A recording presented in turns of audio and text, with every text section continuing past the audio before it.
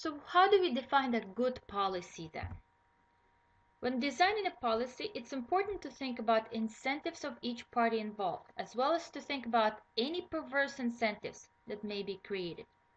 Good policies will take incentives into account and will think through change behavior of an individual.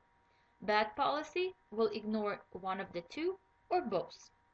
So it's not just important to think about incentives that we provide with, but also about perverse incentives or unintended consequences.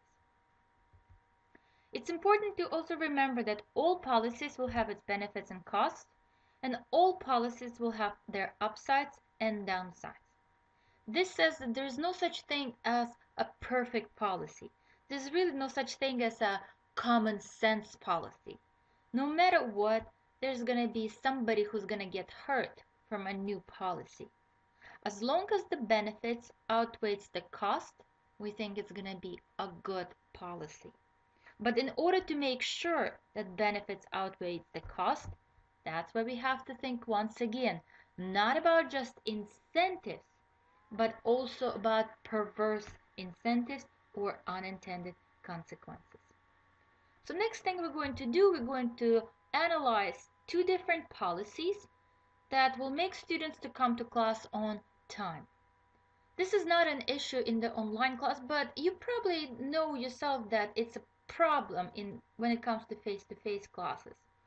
When students are late, they distract in learning process.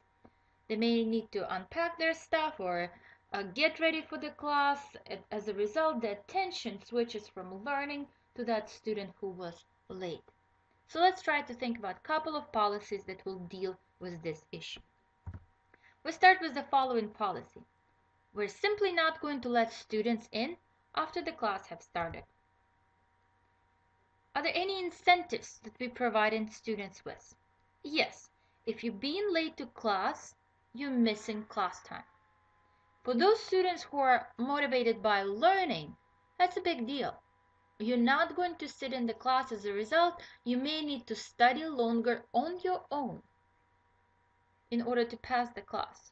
So that could be an incentive for those who are thinking about being late, or maybe it will speed up some people so they're no longer late to class.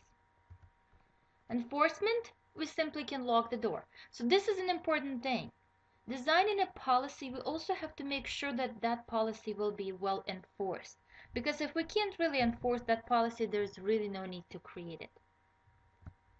Benefits.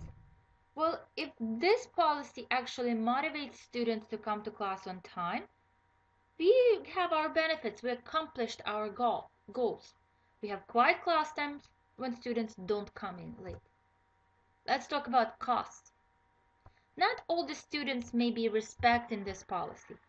So whenever they're late and they see that the door is locked, what they're going to do is they're going to start banging on the door, making loud noise, so people will start paying attention to them so they will be able to get into class.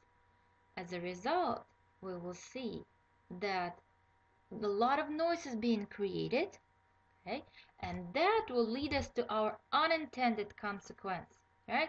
So first of all, we could have created more noise than if that student simply came into class. So that's first unintended consequence. And here we can add another one. Many students will not attempt to come to class if they know they're being late. As a result, we have lower attendance and less learning. So this cost that providing us with possible perverse incentives. We can create perverse incentives with which some students will simply stop coming to class, or another students will make loud noise, but either one of those will lead to the less learning, which is not good, which is unintended consequence. Let's look at another policy. I will take away half a percentage point every time a student is late. Which incentives are we providing students with? Class credit loss, a negative incentive, right? We're taking some away if student is being late. Can we enforce this policy? Yes. All we have to do is to record that student name and that student will lose the credit. Costs. We will have to keep track of those who are being late. Benefits. Students motivated by grades will try to get to class on time. So once again, we can accomplish our goal of having less students come into class late. So here, if you're late, you still can come to class, you still can learn, but you're going to lose half a percentage point. So if you are motivated by the grade, you would probably try to be to class on time. Let's think about unintended consequences of this policy. They're somewhat related to the cost, right?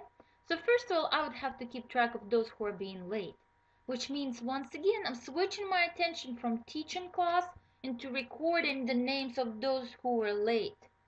So I'm creating a situation in which less learning occurs. Another unintended consequence, students who have high scores may start coming to class late since they can now afford to pay a penalty. So if somebody thinks, well, the half a percentage point is really not going to change my grade, so I really have no need to be in class on time. I can just simply lose this percentage point and come to class late. So once again, instead of benefiting everybody, instead of creating something positive where we create more learning, we could end up with creating less learning by either students not coming to class later on, or by me having to spend my time recording the names of those who were late to class. Neither one of this policy is an ideal policy. What was important here is to recognize which incentives we're using, which costs and benefits we're referring to, and whether or not there's going to be unintended consequences of this policy.